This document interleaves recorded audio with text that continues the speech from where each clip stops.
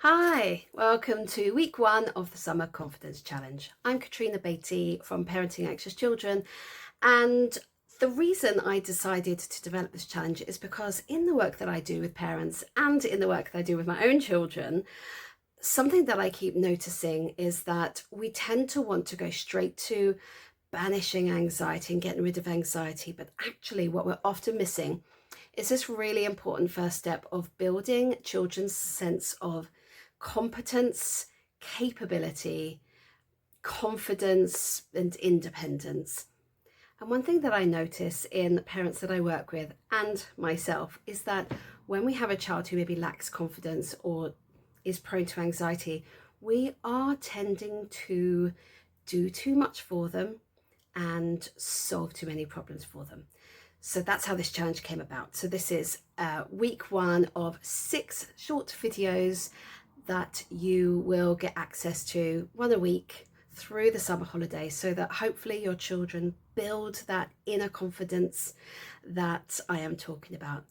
And I just want to be really clear, when I'm talking about confidence, I don't mean that our children should or will be those children who are running up to strangers on the street and going, "Hello, my name is," because we don't have to be like that to be successful people. There's nothing wrong with a child who is more reserved or takes time to warm up. That's not what I'm trying to do here. What I'm talking about is that inner confidence in themselves, this inner sense of capability.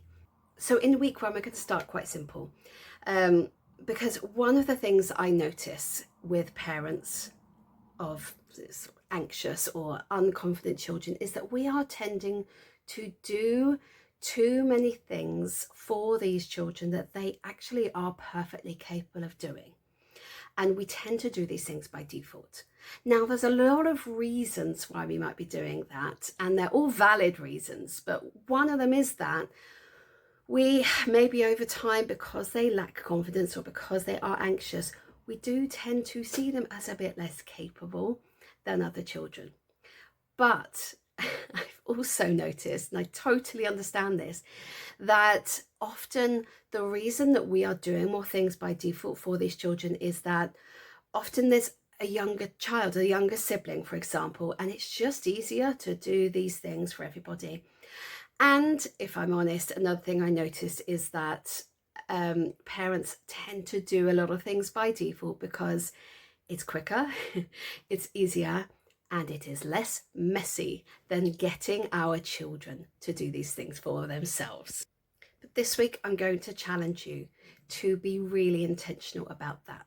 And the way I always describe it is that our children see themselves in how we treat them. So I imagine that you're a mirror for your child, and we're going to think about the image of themselves that they get from us when they look at us.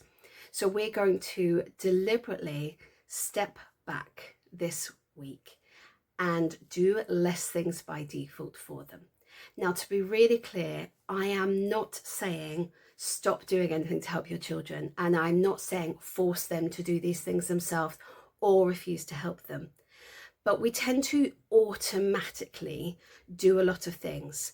And those are the things that we're going to think about this week. So typically they are things like, for example, popping things in the dishwasher after dinner, getting cutlery out, getting a snack out of the cupboard, getting a drink, washing their hair in the shower.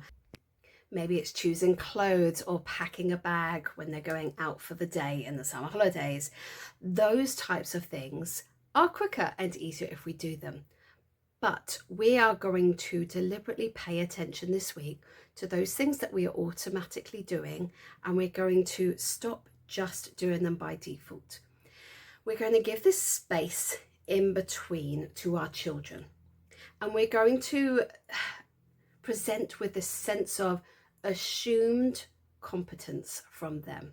So what I mean is, we're just going to stand back and we're going to allow this space where we're not doing it and see what happens. Now, the first step is just don't do it and see what happens, right? Now, it might well be that nothing happens. It might well be that the children run off and no one's putting plates in the dishwasher, absolutely. But what we're going to talk about now, once we've noticed the things that we're doing by default, What we're then going to do is look at language that can make our children feel that sense of competence from us, this assumed competence. And instead of telling them directly to do these things, because that doesn't tend to work as well, we are going to give these almost like subtle hints that we are assuming that they're going to do these things. So before I tell you what that language looks like, I want to be really clear. This isn't about telling your child they have to do these things. It isn't about telling your child that they are too old for you to help them anymore. And it also actually doesn't matter right now if they don't do these things. Now, you may find that they do, or they do some of them, or they do all of them. All of those things are successful, because that's not actually the bit that we are in control of. So the only thing that we can control in this is what you're saying to them and what you're showing them in your behavior, in your language. So the language that we're going to use, there's two types that I'm going to introduce. One is questions and one is statements. So for example, if you want to encourage them to put their dirty plate in the dishwasher after dinner, instead of telling them, go and put your plate in the dishwasher, now you can do that, but these two techniques make them feel more competent. So one is a question, which is, where are you going to put your plate? And you can also give a statement that is, for example, dirty plates go in the dishwasher. And what you're doing is giving this space in between for them to hear, oh, my mum or dad is assuming that I'm going to do these things, without explicitly demanding that they do. So other example is, instead of automatically getting them a snack, a question would be, which fruit would you like to cut up for your snack? And often what you'll find is they just potter along and go, well, I think I'll have strawberries, and start cutting it up. Or which knife do you think is the best knife to choose to cut up the strawberries? And watch them cut up the strawberries. Or as a statement, oh, there's different fruit in the fruit bowl, or there's snacks in the cupboard. And what you're hinting without saying is, I assume you can go and get your own. Now, in your PDF for this week, you will find examples of the types of tasks that often are the things that we can step back from. And you'll find examples of the type of language to use and space to write your own if that's helpful. Good luck, and I'll see you in week 2.